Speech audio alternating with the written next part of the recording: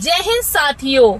दिल्ली विधानसभा में आतिशी मरलेना के द्वारा सिख गुरुओं पर जो टिप्पणी की गई वह आपत्तिजनक और घोर निंदनीय कुकृत्य है।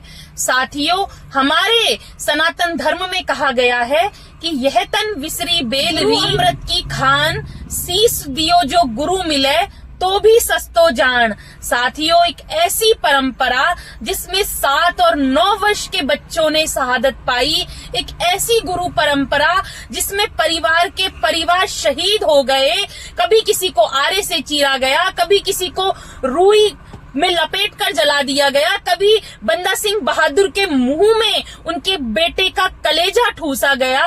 ऐसी गुरु परंपरा जिसने लाखों शीशों का दान किया, जिनके नेतृत्व में हमारे सिख भाइयों ने ना जाने कितने दशकों तक, कितनी शताब्दियों तक, ना जाने कितने वर्षों तक हमारे देश की एकता, अखंडता को सुरक्षित रखने के लिए, हमारा देश धर्मांतरण की आग में खत्म ना हो जाए, उसको रोकने के लिए, हमारी हिंदुस्तान की सरजमी को हिंदुस्तान बनाए रखने के लिए, जनेऊ की रक्षा के लिए, हिंदू धर्म की रक्षा के लिए, सनातन धर्म की रक्षा के लिए अपने प्राण त्याग दिए गए। और विडंबना देखिए कि देश की राजधानी दिल्ली की विधानसभा में विपक्ष की नेता, जिनके ऊपर इस विपक्ष का पूरा भार है, जो कि विपक्ष की आवाज बननी चाहिए, वो आज गुरुओं का अपमान कर रही हैं। साथियों, मैं आतिशी मरलेना जी से कहना चाहूंगी, आप कह रही थी ना कुत्तों का सम्मान करो, हमारे देश के फौज का कुत्ता भी वफादार है।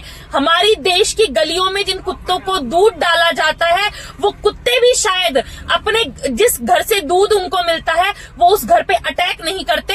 लेकिन आप जिस सरजमी पर रहती हैं, जिस हिंदुस्तान में रहती हैं, जिस दिल्ली ने आपको विपक्ष का नेता बनाया, जहां की आपको आवाज बननी चाहिए, आज आपने दिल्ली की विधानसभा में सिख गुरुओं का अपमान करके सनातन को ही नहीं, आपने प्रत्येक भारतवासी को शर्मसार किया है। मैं आदरणीय गृह मंत्री श्री आशीष सूद जी से कहना चाहूंगी, आप आदरणीय गृह मंत्री जी, इनका पाप माफी मांगने से धुलने वाला नहीं है।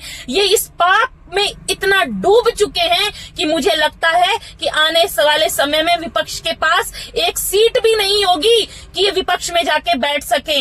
इनका दंभ ऐसा टूटेगा कि ये लोग कहीं मुंह दिखाने लायक नहीं रहेंगे। आज इनका वामपंथी चेहरा, आज इनका देश विरोधी चेहरा, राजनीति के लिए गुरु अपमान करने की इनकी प्रवृत्ति आज पूरे देश के सामने उजागर हो चुकी है। लेकिन आने वाले समय में इनको इसका परिणाम भुगतना पड़ेगा। आज आप विपक्ष की नेता हैं, इसलिए दिल्ली वासी शर्मिंदा हैं। जय हिंद, जय भारत साथियों।